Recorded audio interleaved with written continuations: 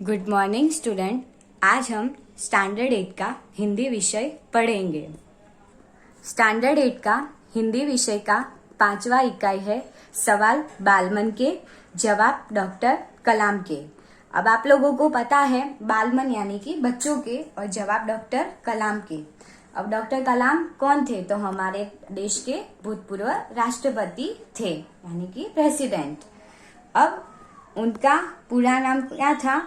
Doctor Abul Pakir जैनालुब्दीन Abdul Kalam.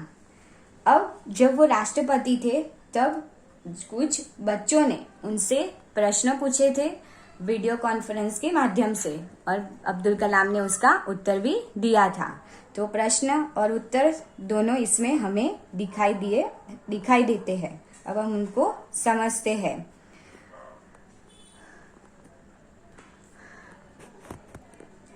प्रश्न करता है आर अरविंद कक्षा 3 सेंट मैट स्कूल चेन्नई।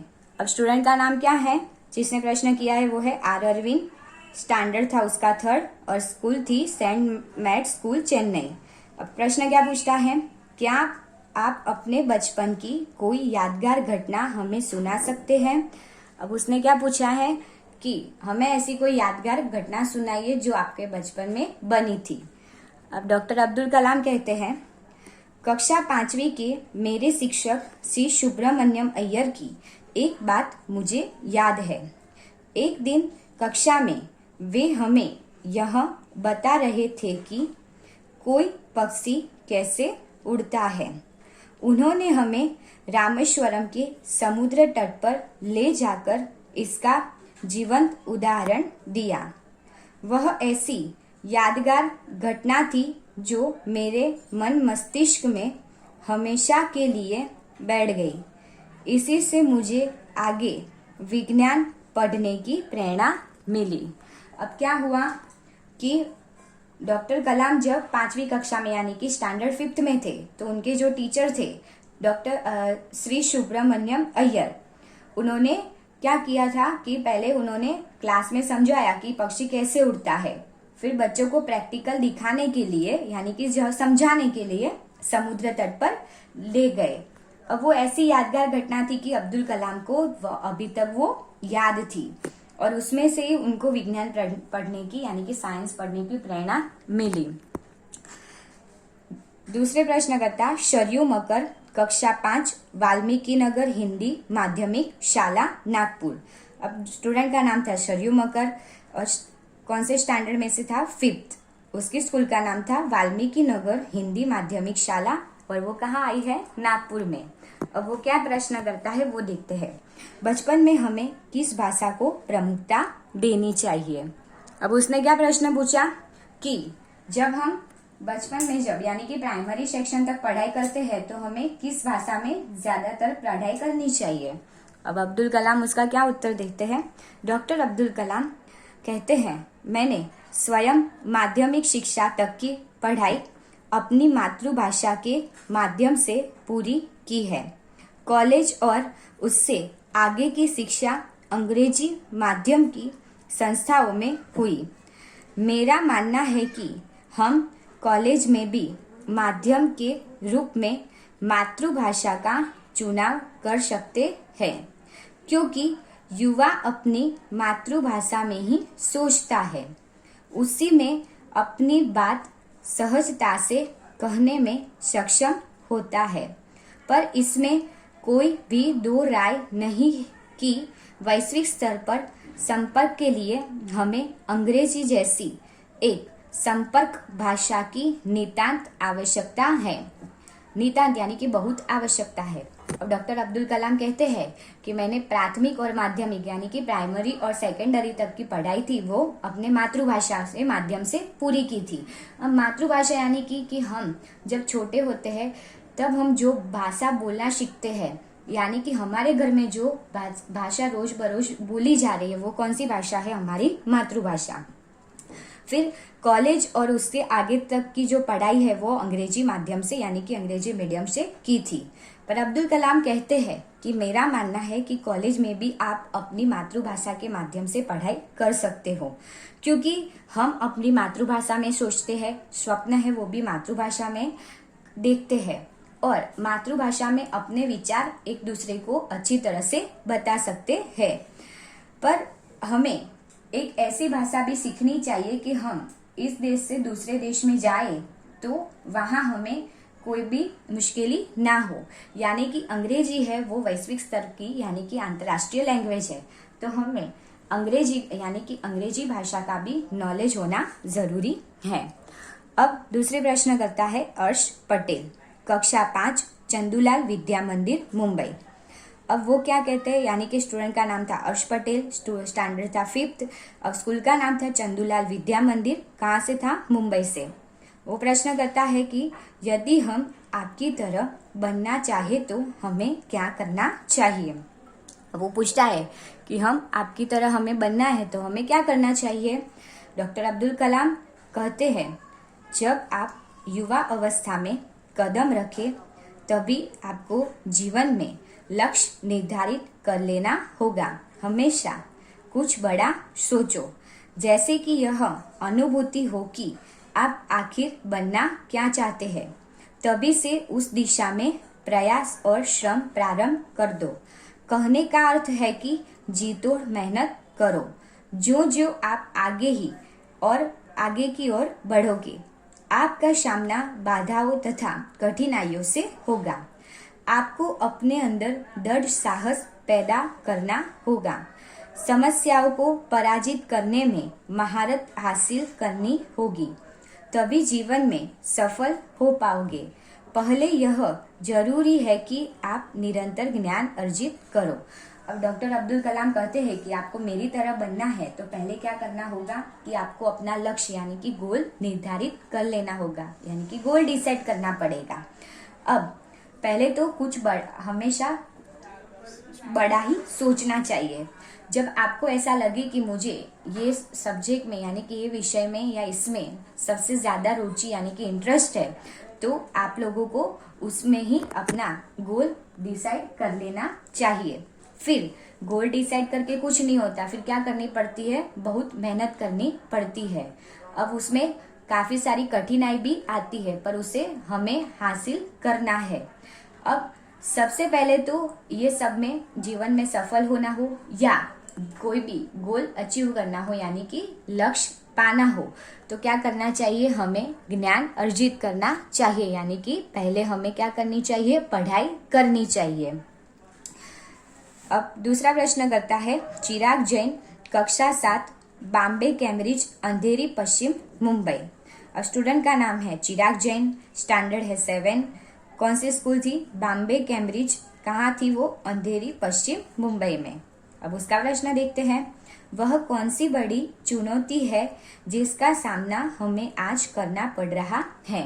अब पूछता है वो चिराग जैन है, वो प्रश्न करते हैं कि ऐसी कौन सी चुनौती है हमारे देश के समक्ष कि जिसका सामना अभी तक हमें करना पड़ रहा है, यानी कि कौन सा ऐसा चैलेंज है वो हमें अभी भी उसका सामना करना पड़ रहा है।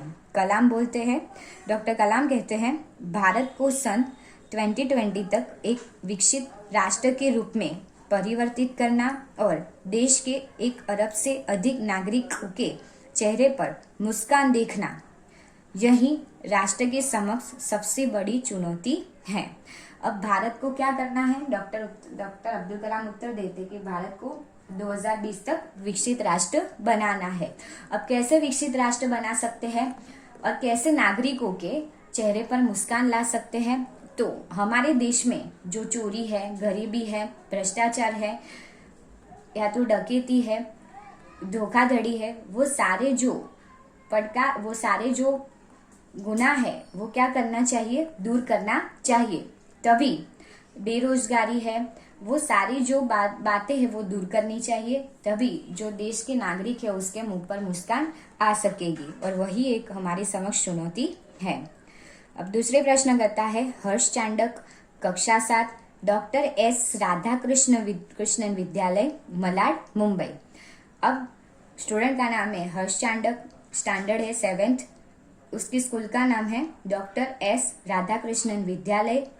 कहाँ से है वो? मलाड, मुंबई। अब पूछते हैं कि आपकी दृष्टि में साहस की परिभाषा क्या है? तो डॉक्टर कलाम क्या उत्तर देते हैं? अपनी जान की परवाह किए बिना दूसरों को संकट या आपदा से बचाना ही साहस है। अब स्टूडेंट पूछता है कि आपके दृष्टि में साहस यानी कि डेयरिंग की परिभाषा क्या है, यानी कि उसकी डेफिनेशन क्या है? तो कलाम उत्तर देते हैं कि अपनी जान की परवाह किए बिना दूसरों को मुसीबत से बचाना या दूसरों की मदद करना, वही सबसे बड़ा साहस है। अब दूसरे प्रश्न करता है तरुण पटेल, कक्षा 8, Swaminarayan independent school, London. Student का नाम क्या है? तरुण पटेल, स्टैंडर्ड 8 से है। स्कूल कौन सी है? Swaminarayan independent school. कहाँ आई वो? लंदन में। क्या पूछता है? हम प्रवासी भारतीय मातृभूमि के प्रति गर्व की भावना कैसे विकसित करें? तो क्या है उसके उत्तर डॉक्टर अब्दुल कलाम क्या देते हैं वो देखते हैं। भारतीय मूल का कोई भी व्यक्ति एक बृहत भारतीय परिवार का अंग है और उसे हमारे देश की सांस्कृतिक विरासत पर गर्व है। सौभाग्य से आप लोग ऐसी स्थिति में हैं कि अपनी मातृभूमि से अच्छी तरह से जुड़े हुए हैं और यही आपके लिए गौरव की बात है। अब अब्दुल कलाम कहते हैं कि जो भारत के लोग हैं जो दूसरे देश में जाकर बस गए हैं, वो भी महान भारतीय संस्कृति यानी कि विशाल भारतीय संस्कृति के एक अंग है, यानी कि एक पार्ट है, उससे जुड़े हुए हैं। अब जो भारतीय है जो दूसरे देश में रह रहे हैं, उसको भी भारत की सरकार को, उनको भी, उसकी भी सबसे ज्यादा चिंता है।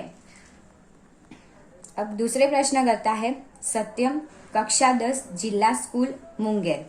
अब वो क्या प्रश्न करता है वो देखते हैं। पहले तो स्टूडेंट का नाम था सत्यम, स्टैंडर्ड था 10th, उसे जिला स्कूल कहाँ से है? मुंगेर से। जो भी बच्चे आपसे मिलते हैं वे कहते हैं कि वे एक प्रसिद्ध वैज्ञानिक, इंजीनियर, डॉक्टर आदि बनना चाहते हैं, पर किसान, मजदूर और कलाकार भी किसी राष्ट्र के लिए उतने ही महत्वपूर्ण है। हम ऐसे ही परिवारों से आते हैं। हमारे लिए आपका क्या संदेश है? अब उसने बहुत अच्छा प्रश्न पूछा है कि आपसे जो भी बच्चे मिलते हैं, जो भी स्टूडेंट मिलते हैं, वो ऐसा बोलते हैं कि मैं आगे जाके बहुत बड़ा वैज्ञानिक यानी कि साइंटिस्ट बनूंगा, इंजीनियर बनूंगा, डॉक्टर बनूंगा, इस तरह सब ऐसा बोलते हैं। पर किसान, मजदूर या कलाकार है, वो भी जो राष्ट्र है, देश के एक अभिन्न अंग है, यानी कि उतने ही महत्वपूर्ण है। हम भी ऐसे परिवारों से आते हैं, तो आप उसके लिए क्या बोलना चाहेंगे? तो डॉक्टर अब्दुल कलाम कहते हैं किसान, मजदूर, कलाकार और दस्तकार ये सभी हमारे राष्ट्र के अभिन्न अंग है। राष्ट्र निर्माण में हमें उन सभी की सेवाओं की समान रूप से दरकार है। आप सभी को चाहिए कि अपने अपने क्षेत्र में खूब उन्नति करें। अब क्या बोलते हैं कि जो किसान है, मजदूर है, कलाकार है, दस्तकार यानी कि शिल्पी, मूर्ति बनाने वाला, वो सब राष्ट्र के अभिन्न अंग है। अब किसान है तो वो खेती करता है तो ही फसल पैदा होती है और हमें फसल मिलती है। कोई भी जगह कुछ भी ऐसा काम हो मेहनत वाला, तो वो काम मजदूर करता है। इसी तरह कलाकार है और दस्तकार यानी कि मूर्ति, अब मूर्ति बनाने के लिए हमें बिठा जाए तो हम नहीं बना सकते, जो जिसका काम है वो वही कर सकता है। तो वो सारे राष्ट्र के निर्माण में उन सभी की सेवाओं को भी महत्व दिया गया है। सभी लोग अपने अपने क्षेत्र में खूब उन्नति करें, वही मेरा संदेश है।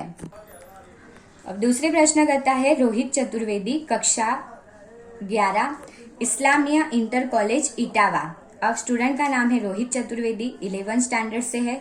अब वो कॉलेज से कौन सी कॉलेज है? Islamia inter college, Etawah. अब पूछते हैं वो क्या प्रश्न पूछते हैं वो देखते हैं।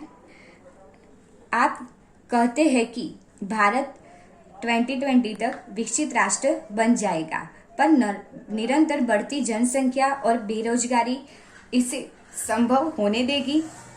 अब क्या पूछता है वो प्रश्न कि आपने तो बोल दिया कि 2020 तक भारत एक विकसित राष्ट्र बन जाएगा, पर जो अभी पॉपुलेशन यानी कि जनसंख्या बढ़ रही है और जनसंख्या की वजह से बेरोजगारी यानी कि सब लोगों को अच्छी तरह से रोजगार यानी कि नौकरी नहीं मिल रही है, तो ये सब होने के बावजूद भारत विकसित राष्ट्र बन पाएगा।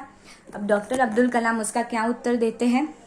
डॉक्टर अब्दुल कलाम कहते हैं, विकास स्वयं जनसंख्या वृद्धि रोकने की अचूक औषधि है, जिसमें जन शिक्षा विशेषकर स्त्री शिक्षण की बात सम्मिलित है। इससे छोटा परिवार सुखी परिवार की मान्यता को बल मिलता है। भारत का 2020 का मिशन यहाँ के युवाओं को रोजगार के पर्याप्त अवसर सुलभ कराएगा। ग्रामीण क्षेत्र में बड़ी संख्या में उद्योग धंधे स्थापित किए जाएंगे, जिससे उन क्षेत्र में रोजगार के प्रचुर यानी कि ज्यादा अवसर पैदा होंगे।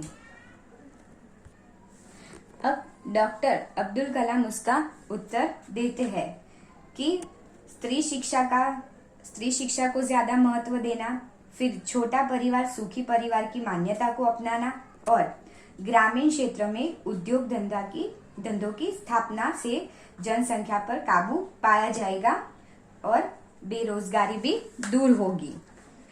अब दूसरे प्रश्न करता है अर्श मेहता, कक्षा 12, तेजस हाई स्कूल बड़ौदा।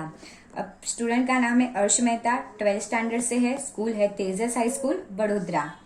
आपको ऐसा क्यों लगता है कि 2020 तक भारत विकसित राष्ट्र बन जाएगा।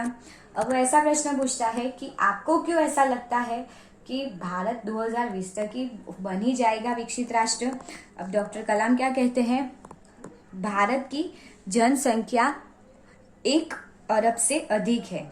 इसमें 54 करोड़ लोग 25 वर्ष की कम आयु के हैं।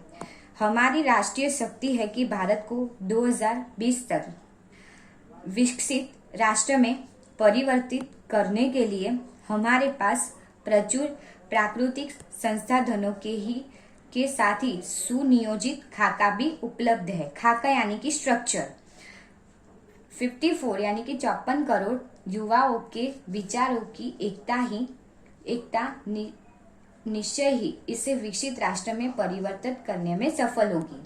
अब भारत की सबसे बड़ी खूबी ये है कि भारत के पास सबसे ज्यादा युवा धन है, यानी कि सबसे ज्यादा यंगस्टर भारत में है। अब भारत की जो आबादी है यानी कि भारत की जो जनसंख्या है, पॉपुलेशन है, वो 1 अरब से भी ज्यादा है, पर इसमें 54 करोड़ जो लोग हैं वो 25 इयर्स के कम के हैं, यानी कि सबसे ज्यादा यंगस्टर भारत में है। अब वो लोग के जो विचार है, उन लोगों के जो काम है और उन लोगों का जो ज्ञान है वो भारत को विकसित राष्ट्र बनाने में मदद करेगा। प्रश्नकर्ता एस कार्तिक, कक्षा 12, अमर ज्योति इंग्लिश स्कूल बेंगलुरु। प्रश्न है, कई छात्रों के बड़े बड़े लक्ष्य होते हैं पर आर्थिक तथा अन्य समस्याओं के कारण वे इन्हें प्राप्त नहीं कर पाते। वे अपना लक्ष्य आखिर कैसे प्राप्त करें। अब कौन से स्टूडेंट है, एस कार्तिक है, वो स्टैंडर्ड 12 से है, स्कूल है अमर ज्योति इंग्लिश स्कूल बेंगलुरु से। अब वो पूछते हैं कि जो काफी सारे स्टूडेंट है वो जो गोल है वो तो बड़ा रखते हैं, पर जो आर्थिक समस्या यानी कि फाइनेंशियल कंडीशन जिसकी अच्छी ना हो और दूसरी कोई भी समस्या हो या मुश्किल हो, तो उसके कारण वे अपना जो गोल है वो प्राप्त नहीं कर सकते। तो वो कैसे प्राप्त करें वो आप बताइए। डॉक्टर कलाम कहते हैं, स्कूल में पढ़ाई से अच्छा प्रदर्शन करने पर छात्रवृत्ति प्राप्त होगी, साथ ही उच्च शिक्षा के लिए बैंकों से ऋण लेने हेतु पात्रता भी बनेगी। जीवन में ऊंचा लक्ष्य निर्धारित करने पर बाधाएं तो आती ही है। हमें कठोर परिश्रम और उत्कृष्ट कार्यों से इन्हें पराजित करना होगा। विघ्न बाधाओं से व्यक्ति को पराजित नहीं होना चाहिए। अब डॉक्टर कलाम कहते हैं कि आप जब स्कूल में पढ़ रहे हो तो अच्छा प्रदर्शन यानी कि अच्छे मार्क्स से आप पास हो जाओ तो क्या मिलती है, छात्रवृत्ति यानी कि स्कॉलरशिप मिलती है। आगे जब आपको उच्च शिक्षा के लिए यानी कि कॉलेज या उससे भी ज्यादा आगे मास्टर या ग्रेजुएशन के लिए आपको पढ़ाई करनी हो तो बैंक में से ऋण भी मिल सकता है यानी कि लोन मिल सकती है। अब आप जीवन में जितना ऊंचा लक्ष्य बनाओगे उतनी ही बाधाएं आती है, पर हमें वो बाधाओं से यानी कि मुश्किल से डरना नहीं चाहिए और कठोर परिश्रम यानी कि मेहनत करके वो लक्ष्य हासिल करना चाहिए। अब दूसरे प्रश्न करता है मिथुन के द्वितीय वर्ष बी लेवल AITC अमृतापुरी। अब जो प्रश्न करता है वो स्टूडेंट का नाम है मिथुन, जो कॉलेज के दूसरे ईयर में है यानी कि सेकेंड ईयर में है, अमृतापुरी से। वो क्या बोलते हैं, भारत को विकसित राष्ट्र बनाने में राजनीतिज्ञ की क्या भूमिका होनी चाहिए। राजनीतिज्ञ की क्या भूमिका होनी चाहिए यानी कि जो नेता है, राजनीतिज्ञ यानी नेता, राजनीति करने वाले लोग, तो उनकी क्या भूमिका यानी कि उनका क्या रोल होगा भारत को विकसित राष्ट्र बनाने में। अब डॉक्टर अब्दुल कलाम क्या कहते हैं वो देखते हैं। जिम्मेदार राजनीतिज्ञ दूरदर्शितापूर्ण नीतियां बनाता है। महात्मा गांधी ने निष्ठा के राजनीतिक सिद्धांत को सत्य, अहिंसा तथा निस्वार्थ भावना में ढालते हुए ब्रिटिश शासकों के विरुद्ध अपनी लड़ाई छेड़ी थी। वर्तमान राजनीतिज्ञों को अपने कठिन परिश्रम, उत्कृष्टता और पारदर्शी कार्यों से मार्गदर्शन लेना होगा। साथ ही गरीबी रेखा से नीचे रहे लगभग 26 करोड़ यानी कि 26 करोड़ भारतीयों के उत्थान के लिए भी कार्य करना होगा। अब अब्दुल कलाम क्या उत्तर देते हैं वो समझ कि भारत को विकसित राष्ट्र बनाने के लिए जो राजनीतिज्ञ यानी कि नेता है उनका भी सबसे ज्यादा योगदान रहेगा। अब उसमें उन्होंने एक एग्जाम्पल यानी कि उदाहरण दिया है कि गांधी जी थे तो उन्होंने आजादी के लिए क्या किया था, सत्य, अहिंसा और निस्वार्थ भावना से ब्रिटिश शासकों को यानी कि अंग्रेजों को इधर से भगा दिया था। तो वो एक उनका क्या हो गया, एक नियम हो गया। तो इस तरह ही जो भी नेता है उनको भी एक अपना नियम अपनाते हुए चलना होगा। अब विकसित राष्ट्र बनाना है तो उनको भी कठोर परिश्रम करना होगा और मेहनत भी करनी पड़ेगी, तभी हम अपना जो राष्ट्र है वो विकसित बना सकते हैं। अब दूसरे प्रश्न करता है सी नंदिता सूची, तृतीय वर्ष, MGR इंस्टीट्यूट, चेन्नई। अब प्रश्नकर्ता का नाम क्या है, सी नंदिता सुबी। वो कॉलेज के तीसरे वर्ष में है, उसकी कॉलेज है MGR इंस्टीट्यूट, चेन्नई से। अब पूछते हैं रक्षा की दृष्टि से विजन 2020 का लक्ष्य पाने में महिलाओं की क्या भूमिका हो सकती है। अब वो क्या पूछती है कि रक्षा की दृष्टि या तो जो भारत को विकसित राष्ट्र बनाना है 2020 तक, तो उसमें महिलाओं यानी कि जो महिलाएं हैं उनका क्या रोल होगा। तो डॉक्टर कलाम कहते हैं विजन 2020 में रक्षा अनुप्रयोग के क्षेत्र की महत्वपूर्ण प्रौद्योगिकियों के विकास पर विचार किया गया है। राष्ट्रीय सुरक्षा की बाद भी विजन 2020 का एक अभिन्न अंग है। सशस्त्र सेना में यानी कि आर्मी में नियुक्ति के लिए पुरुष और महिला के आधार पर कोई भेदभाव नहीं किया जाता। तीनों सेनाओं में पर्याप्त महिला अधिकारी नियुक्त है। राष्ट्रीय रक्षा क्षमताओं में वृद्धि के लिए महिलाएं उच्च स्तरीय सामरिक सेना बहुगुणक उपकरणों पर कार्य करके भी अपना सहयोग दे सकती है। अब क्या कहते हैं डॉक्टर अब्दुल कलाम, वो देखते हैं कि भारतीय सेना में पुरुष और महिला की नियुक्ति पर यानी कि सिलेक्शन पर कोई भेदभाव नहीं किया जाएगा। आज सेना में महिलाएं भी उच्च स्तरीय सेवा प्रदान कर रही है, यानी कि आर्मी में भी महिला क्या है, एक हाई पोस्ट पर पहुंच चुकी है। प्रश्नकर्ता जोधपुर दौरे पर डॉक्टर अब्दुल कलाम ने एक बच्चे से पूछा गया प्रश्न, क्या हम अति विशिष्ट व्यक्तियों के दौरे पर हो गए अनावश्यक खर्चे को कम नहीं कर सकते। अब जब डॉक्टर अब्दुल कलाम राजस्थान के जोधपुर में गए थे, तो वहाँ एक बच्चे ने प्रश्न पूछा था। क्या पूछा था कि जो भी अति विशिष्ट है, यानी कि कोई हमारे चीफ गेस्ट बन के आता है, जब हमने अभी देखा कि चाइना से आए हैं, जापान से आए हैं, और लास्ट में जो एक हो गया कि डोनाल्ड ट्रंप भी आके गए, तब भी बहुत बड़ा प्रोग्राम हुआ था। तो ऐसे जो व्यक्ति आते हैं तो उसके पीछे जो अनावश्यक यानी कि फालतू का जो खर्च होता है, तो उसे क्या रोका नहीं जाता। तो डॉक्टर अब्दुल कलाम आंसर देते यानी कि उत्तर देते हैं, तुमने इस मंच पर एक बड़ी सी कुर्सी देखी होगी, वह कुर्सी अब यहाँ पर नहीं है। ठीक ऐसे ही अनुत्पादक चीजों पर हो रहे अनावश्यक खर्च भी भविष्य में नहीं होंगे। अब डॉक्टर अब्दुल कलाम कहते हैं कि अभी जो खर्च जो विशिष्ट व्यक्तियों के पीछे, अति विशिष्ट व्यक्ति यानी कि चीफ गेस्ट के पीछे हो रहे हैं, वो भी भविष्य में हम कम करेंगे। यानी कि जिसके लिए कोई भी जो खर्चा जरूरत नहीं है, जिस व्यक्ति के लिए कोई खर्चे की जरूरत नहीं है, उसके पीछे हम कम खर्चा करेंगे या करेंगे ही नहीं। स्टूडेंट, आपने 5वां इकाई सवाल बांध मन के डॉक्टर जवाब अब्दुल कलाम के वो अच्छी तरह से सुना होगा और समझा होगा। अब हम नेक्स्ट लेक्चर में उसके प्रश्न के उत्तर को समझेंगे। Thank you.